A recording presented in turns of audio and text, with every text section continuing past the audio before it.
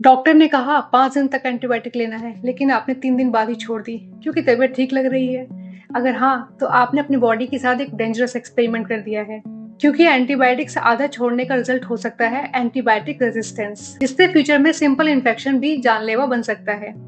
तो चलिए समझते हैं एंटीबायोटिक्स का पूरा लेना इतना जरूरी क्यों है। सबसे पहले बात करते हैं कि एंटीबायोटिक्स क्या होती हैं। एंटीबायोटिक्स वो मेडिसिन है जो बैक्टीरिया को मारने या उनकी ग्रोथ को रोकने का काम करती हैं। ये वायरल इन्फेक्शन जैसे कि कोल्ड, कफ, फ्लू में काम नहीं करती हैं।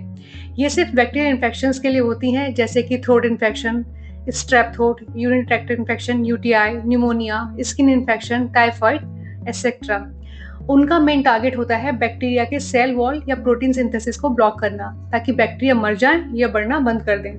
हर एंटीबायोटिक का अपना एक स्पेसिफिक टारगेट होता है। फॉर एग्जाम्पल, पेनिसिलिन बैक्टीरिया के सेल वॉल को तोड़ देती है। मैक्रोलाइड्स जैसे कि एजिथ्रोमाइसिन बैक्टीरिया के प्रोटीन को बनाने के प्रोसेस को रोक देती है।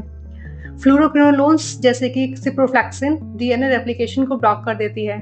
तो जब आप एंटीबायोटिक लेते हैं, ये बैक्टीरिया को सिस्टमैटिकली किल करना स्टार्ट करती हैं, लेकिन कुछ बैक्टीरिया थोड़े स्ट्रांग होते हैं, उन्हें मरने में टाइम लगता है, और यही रीजन होता है कि पूरा कोर्स कंप्लीट करना जरूरी होता है। और यहीं आती है सबसे बड़ी गलती, एंटीबायोटिक्स आधे में छोड़ देना। जैसे ही आप बेहतर महसूस करते हैं, आप सोचते हैं कि अब दवाई की क्या जरूरत है, पर असल में कुछ बैक्टीरिया अभी भी जिंदा होते हैं। कमजोर जरूर होते हैं पर जिंदा होते हैं।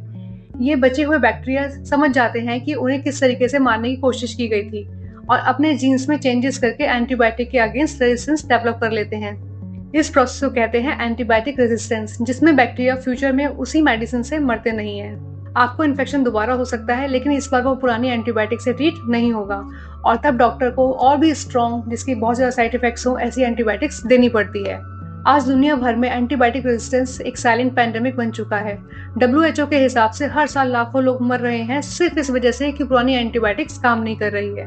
सोच के देखिए, पहले जो इन्फेक्शन सिंपल टैबलेट से ठीक होता था, अब ICU तक पहुंच जाता है, और रीजन हमने एंटीबायोटिक्स का मिसयूज या ओवरयूज कर दिया है।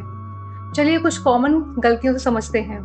एंटीबायोटिक खुद से ले लेना, बिना डॉक्टर के प्रेस्क्रिप्शन के, कोर्स कंप्लीट ना करना, तबीयत ठीक होते ही छोड़ देना, और मेडिसिन यूज करना, एक्सपायर्ड या पुराने स्टेप से सेल्फ ट्रीटमेंट कर लेना, वायरल इन्फेक्शन में ले लेना जब एंटीबायोटिक्स की जरूरत ही नहीं है, रॉन्ग डोज या रॉन्ग टाइम पर लेना, इरेगुलर टाइमिंग से बैक्टीरिया जिंदा रह जाते हैं।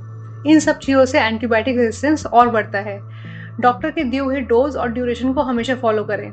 अगर लिखा है 7 दिन, तो चाहे 3 दिन में ठीक हो जाए, पूरा 7 दिन कंप्लीट करें। कभी भी एक डोज स्किप मत करिए, और एंटीबायोटिक्स हमेशा पानी के साथ लें, दूध, जूस या चाय के साथ नहीं, वरना एब्जॉर्प्शन इफेक्ट होता है। एंटीबायोटिक्स के साथ आप कुछ नेचुरल सपोर्ट भी ले सकते हैं, जैसे कि कर्ड, गट बैक्टीरिया को रिस्टोर करता है। गार्लिक और टर्मरिक नेचुरल एंटीबैक्टीरियल प्रॉपर्टीज होती हैं, हाइड्रेशन और रिकवरी फास्ट करता है। कुछ प्रोबायोटिक्स फूड्स जैसे जो कि एंटीबायोटिक्स से खत्म हुए गुड बैक्टीरिया को वापस बनाते हैं, लेकिन ध्यान रहे ये सिर्फ सपोर्ट है, एंटीबायोटिक्स का रिप्लेसमेंट नहीं। तो अगले टाइम जब डॉक्टर एंटीबायोटिक लिखें, तो याद रखिए, मेडिसिन तब तक काम करती है जब तक आप उसे सही तरीके से लेते हैं। आधा छोड़ने से आप बैक्टीरिया को और पावरफुल बना रहे हैं। सो प्लीज एंटीबायोटिक्स हमेशा कंप्लीट कोर्स के साथ ही खत्म करें।